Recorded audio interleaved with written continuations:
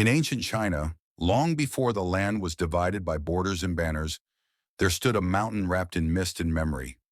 The people called it Mount Yunhe, the mountain of floating clouds. Travelers avoided it, not because it was dangerous, but because it carried silence so deep it made men uneasy. Halfway up the mountain rested an old stone temple known as Li Wei, the Temple of Silent Peace. No emperor had built it, no army had claimed it. It existed before records were kept, before wars were counted, and before men learned how to name their hatred. At the center of the temple courtyard hung a massive bronze bell. Its surface was carved with symbols of balance, suffering, and release. The monks called it Zhang, the bell of war. The bell never rang for prayer. It never rang for celebration. It rang only when war was near. For generations, this was known across the provinces. Old men swore that whenever bloodshed approached, the bell would sound without a human hand. One ring for unrest, two for approaching war, three for destruction beyond repair. For 30 peaceful years, the bell remained silent. Then one night, beneath a moonless sky, it rang once. The sound rolled down Mount Yunhe like distant thunder.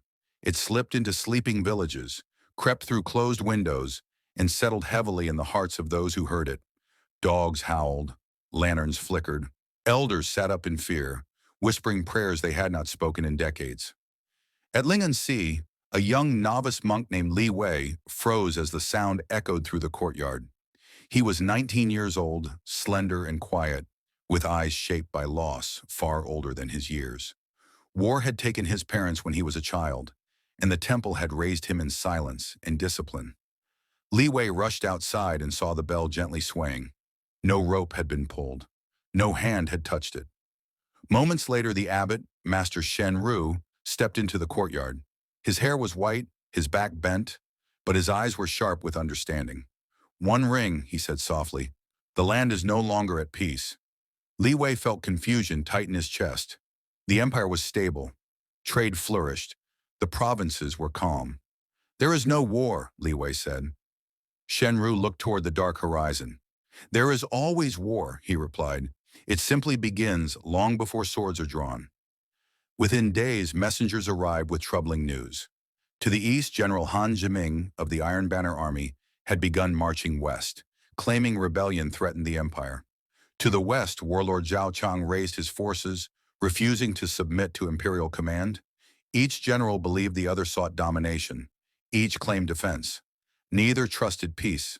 Whispers spread among soldiers that the ancient temple on Mount Yunhe held a hidden power. Some believed the bell could curse enemies. Others believed it could bless the righteous with victory. Ambition fed superstition, and superstition fed war. As both armies advanced, the bell rang again. Twice. The sound was heavier this time, slower, like a warning repeated for those who refused to listen. Villagers fled their homes. Fields were left untended. Smoke rose where fear became violence. Li Wei watched refugees pass the temple gates, their faces hollow, their children clinging to them in silence. That night, Li Wei asked his master why the bell warned of war, but never stopped it. Shen Ru led him into the inner hall, a place few novices had ever seen. Behind ancient scrolls and faded murals, the abbot revealed the truth of the bell. "The bell does not predict war," Shen Ru said. "It reflects the hearts of men. When anger, fear, and pride reach a breaking point, the bell resonates with that darkness." "Then it listens," Li Wei said. "Yes," Shen Ru replied, "and it mourns." On the seventh day, both armies reached Mount Yunhe. Tens of thousands of soldiers faced each other across the valley below the temple. Drums thundered. Banners snapped in the wind. Arrows waited on strings. Then the bell rang a third time. The mountain trembled. Birds fled the sky. Even the soldiers fell silent. 3 rings meant devastation. Li Wei felt something awaken within him. He looked down at the valley, at men who would die by sunset, and at children who would grow up as he had, without parents, without peace. He made a choice.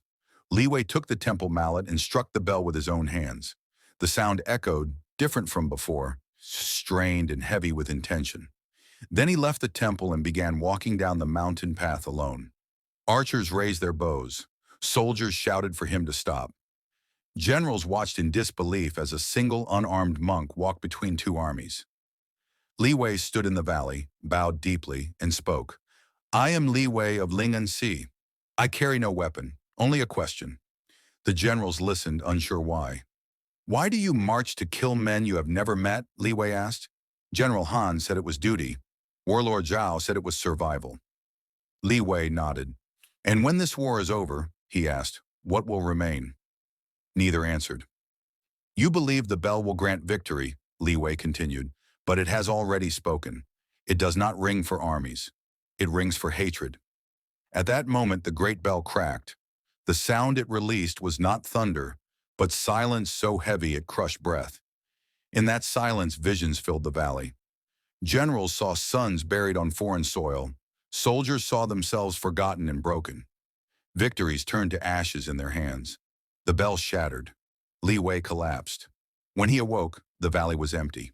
No banners, no weapons, no armies. The war ended before it began.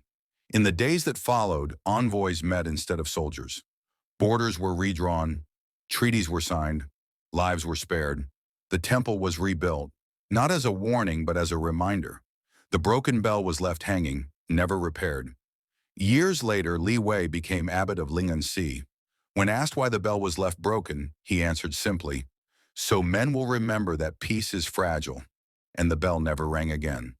Not because war disappeared from the world, but because for a moment men listened. Tales by SORA.